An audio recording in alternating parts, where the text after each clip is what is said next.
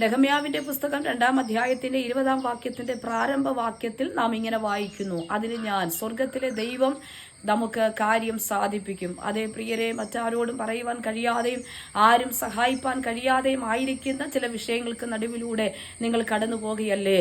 ആരാലും സഹായിപ്പാൻ കഴിയാതെ തകർച്ചയുടെ അനുഭവത്തിൽ, ഹൃദയ നുറുക്കത്തിന്റെ അനുഭവത്തിലായിരിക്കുന്ന ആ വിഷയങ്ങൾക്ക് നടുവിൽ വിശ്വാസത്തോടെ ഈ പ്രഭാതത്തിൽ ഏറ്റുപറയുവാൻ കഴിയുമോ? നെഹമ്യാവിനോടൊപ്പം ഞാൻ സ്വർഗത്തിലെ ദൈവം എനിക്ക് കാര്യം സാധിപ്പിക്കുമെന്ന്. അതേ, വിഷയങ്ങൾക്കകത്ത് ആരും പരിഹരിക്കുവാൻ കഴിയാത്ത ചില കാര്യങ്ങൾ, ചില വിഷയങ്ങൾ, സംഭവങ്ങൾ മുൻപാകെ ഉള്ളപ്പോൾ സ്വർഗത്തിലെ ദൈവം നിങ്ങൾക്ക് വേണ്ടി കാര്യം സാധിപ്പിക്കും.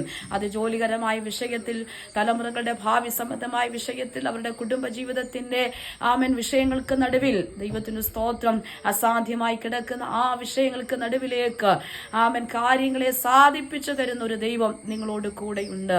അതെ, എന്നെ സഹായിപ്പാൻ എനിക്ക് ആരുമില്ല എന്ന് പറഞ്ഞ് കുളക്കരയിൽ 38 വർഷത്തെ രോഗത്തിന്റെ ബാധിതയിൽ കിടക്കുന്ന ആ മനുഷ്യന് വേണ്ടി തക്ക സമയത്ത് അവന്റെ അരികിലേക്ക് ഇറങ്ങിച്ചെന്ന് മറ്റുള്ളവരെല്ലാം മുൻപാകെ രക്ഷപ്പെട്ടു പോകുമ്പോൾ തന്നെ സഹായിപ്പാൻ ആരുമില്ലാതെ, ആശ്രയിപ്പാൻ ആരുമില്ലാതിരിക്കുന്നവന് വേണ്ടി അവന്റെ അടുക്കിലേക്ക് ഇറങ്ങിച്ചെന്ന് അവന്റെ വിഷയത്തെയും അവന്റെ വിഷയത്തിന്റെ നടുവിലേക്ക് സ്വർഗീയ സൗഖ്യത്തെ കൊടുത്തുവെങ്കിൽ, അതേ പ്രിയരെ, നിങ്ങളുടെ വിഷയത്തിന്റെ നടുവിൽ ദൈവത്തിന്റെ പ്രവൃത്തി വെളിപ്പെടും. നിങ്ങളുടെ അടുക്കിലേക്ക് വന്ന ചില ദൈവപ്രവർത്തികൾ ഇന്നിന്റെ ദിവസം സർവശക്തനായ ദൈവം ചെയ്യും. നിങ്ങൾക്ക് വേണ്ടി പ്രവർത്തിക്കുന്ന, നിങ്ങളുടെ ജീവിതത്തിന്റെ വിഷയങ്ങളിലേക്ക് ഇറങ്ങി നിൽക്കുന്ന സർവശക്തനായ ദൈവം ആ പ്രതികൂലമായ സാഹചര്യത്തിൽ ദൈവം നിങ്ങൾക്ക് അനുകൂലമായി ഇടപെടാൻ തുടങ്ങുന്നു. വിശ്വസിച്ച് ഈ ദൂതുകൾ ഏറ്റെടുക്കുക. കർത്താവ് ഈ വചനങ്ങളാൽ അനുഗ്രഹിക്കുമാറാകട്ടെ.